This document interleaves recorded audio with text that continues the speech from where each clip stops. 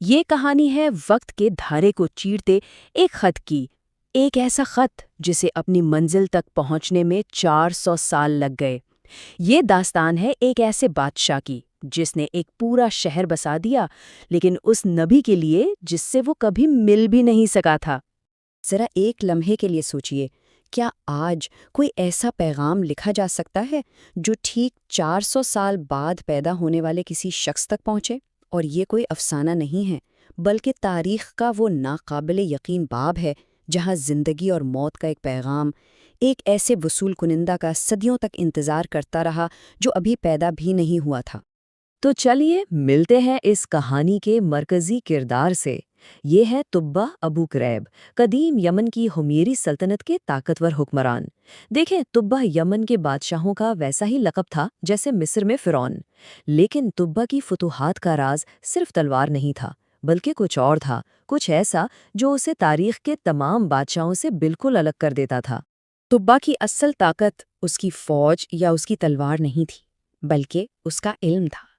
اس نے اپنے ارد گرد دنیا کے 4000 ذہین ترین دماغ اکٹھے کر رکھے تھے۔ یہی اس کی سلطنت کی اصل بنیاد تھی اور اس کی طاقت کا سب سے بڑا راز۔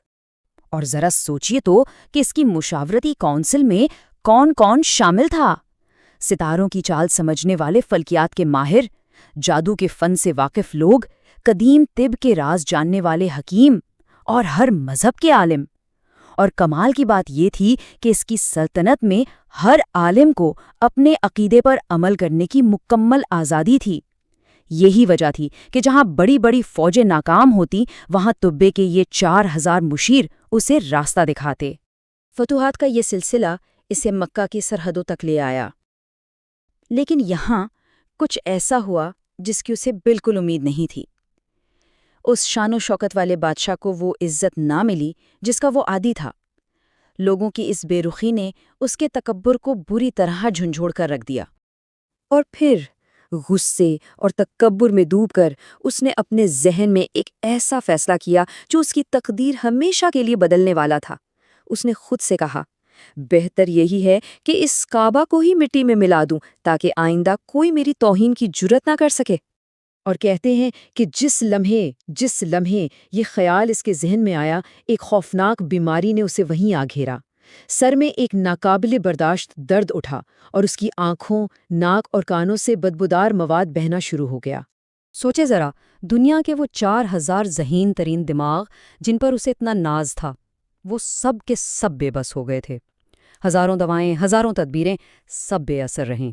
آخرکار سب نے ہاتھ کھڑے کر دیے اور کہا کہ یہ کوئی عام بیماری نہیں ہے، یہ تو کوئی لعنت ہے۔ یہاں سے کہانی ایک بالکل نیا موڑ لیتی ہے۔ جب تمام دنیاوی علم ناکام ہو گیا، تب ان ہزاروں عالموں میں سے ایک عالم دین آگے بڑھا اور اس نے ایک بالکل ہی مختلف قسم کے علاج کی بات کی۔ اس عالم نے طبہ سے صرف ایک سوال پوچھا، بادشاہ، اگر شفا چاہتے ہو تو سچ بتاؤ، کیا تم نے کعبہ کو نقصان پہنچانے کا کوئی ارادہ کیا تھا؟ طبہ نے اپنے گناہ کا اعتراف کر لیا۔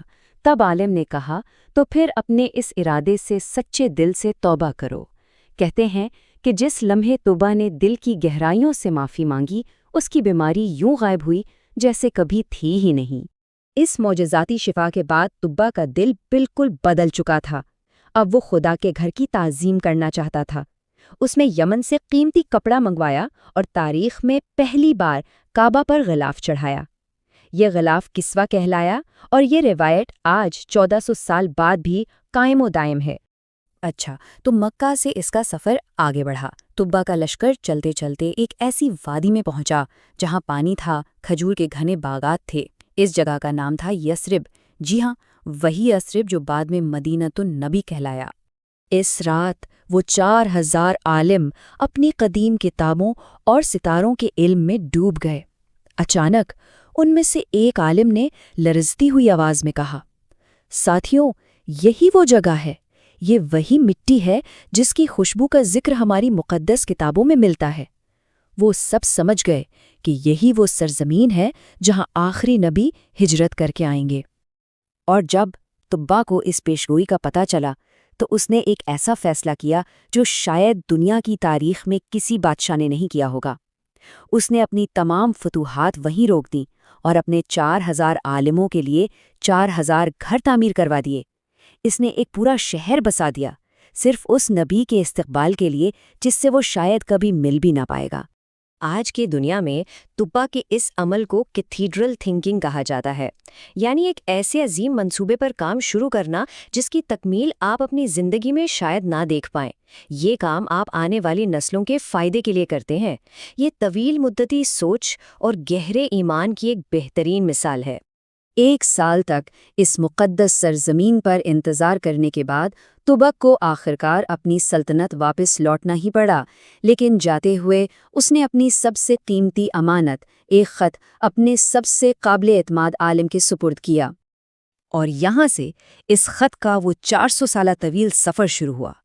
سلطنتیں بنیں اور مٹ گئیں، نسلیں آئیں اور گزر گئیں، لیکن یہ خط ایک مقدس امانت کی طرح باپ سے بیٹے تک منتقل ہوتا رہا، اپنے حقیقی وصول کنندہ کا انتظار کرتا رہا۔ اور پھر تقریباً 4 صدیوں بعد جب پیغمبر محمد صلی اللہ علیہ وسلم مدینہ تشریف لائے تو ابو ایوب الانصاری نامی ایک بزرگ نے آگے بڑھ کر یہ تاریخی امانت ان کے سپرد کی۔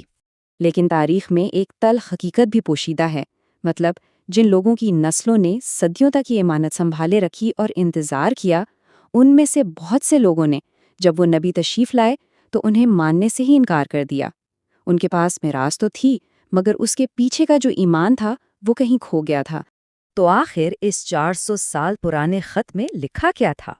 اس میں تبا نے لکھا تھا، اللہ کے آخری نبی محمد صلی اللہ کے نام، میں آپ پر ایمان لاتا ہوں، میں آپ کی کتاب پر ایمان لاتا ہوں۔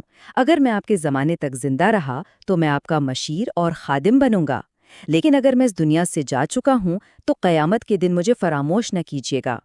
یہ قدیم کہانی آج ہمارے لیے ایک بہت گہرا سوال چھوڑ جاتی ہے۔ تبا نے تو آنے والی نسلوں کے لیے ایک پورا شہر تعمیر کر دیا۔